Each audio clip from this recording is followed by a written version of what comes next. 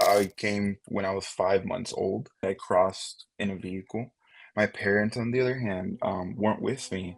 They had to go through a coyote.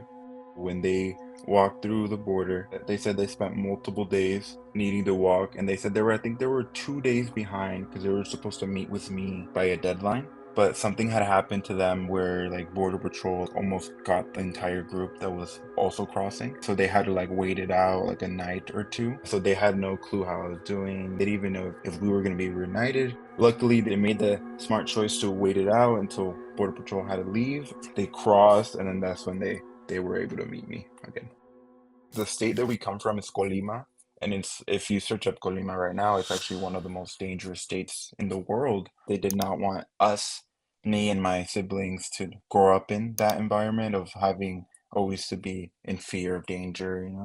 My mother was studying to be a nurse, and even then, a lot of nurses at that time were making ends meet. And my father, same thing. He really liked his job, but having my mom and then me and then potentially future siblings, he knew that that wasn't going to be enough to keep us all like afloat.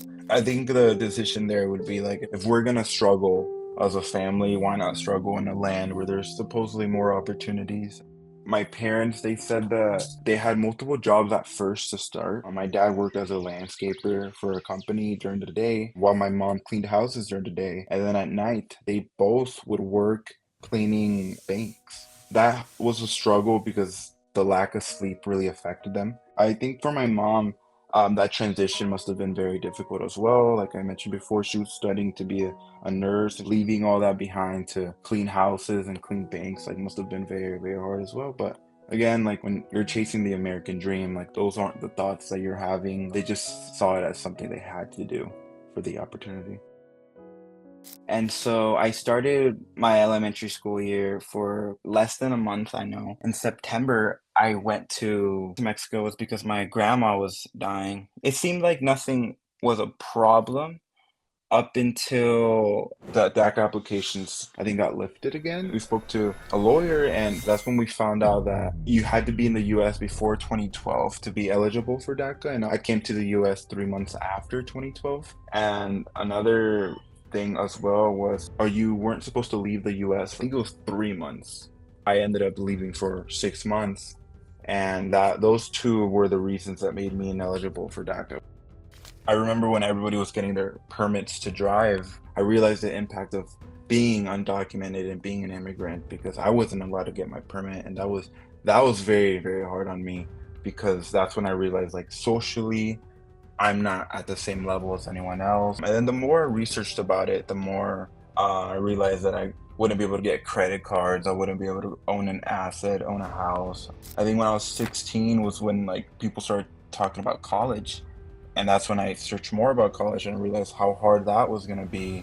I remember I made like the decision at 16 years old to not try to go to college. Let me do something else. Like, what can I do? I took classes for EMT and like firefighting. I did that for about a year until again I realized that you need a social security to become a firefighter, which I had no regard for it in my life.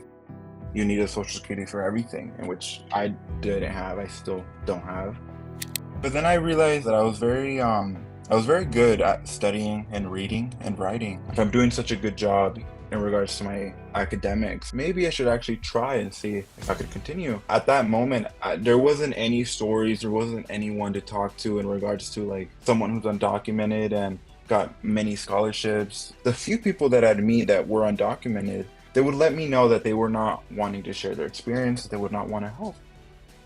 When my head would start hurting from like studying or doing homework, I'd be like, okay, like I still need to be like active. So I would just start writing like scholarship prompts, and I would look up like what are the common like questions in regards to scholarships, and then I'd like answer it on Google Docs on my own, and I'd just write like pages and pages about like my life or certain questions that like I definitely like meet the criteria. And so my first year of college, I applied for I think like 40 scholarships, and I think from those 40 I got two scholarships, and that was really great. I think that changed my whole view on the need to seek other people for help. A lot of my stress came from financial stress being in college, and so I realized like, okay, like if I can lower my financial stress by getting more money, like I could definitely do better academically. At that time, I was working 2 jobs outside of school and I was working 2 jobs in school to get more involved. And it wasn't until my second year where the scholarships, I applied for an additional like 35 or 40 more scholarships, and I ended up getting like 3 scholarships,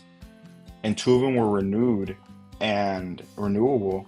And that really helped me like quit 2 of my jobs that I had and focus more on my school, and it totally paid off. My GPA like skyrocketed. I had really good grades. I was in extracurricular activities, and so I know that if I want to keep living in the US, like I need to be doing something with my time and with my life. And so yeah, being in school has been a great asset to have, great way to build connections and networking. And I've realized that I really like finance. I really like the business environment.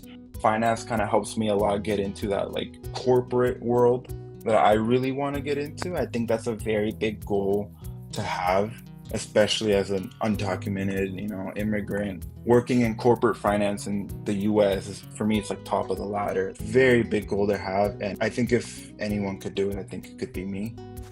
For me, like it was very underwhelming not knowing who else like went to college, who's undocumented and what they're doing, like especially people who don't have DACA. I don't have DACA, so not knowing anyone who doesn't have DACA and is still navigating like college, like so if I can make it easier for other people, like that would be the end goal.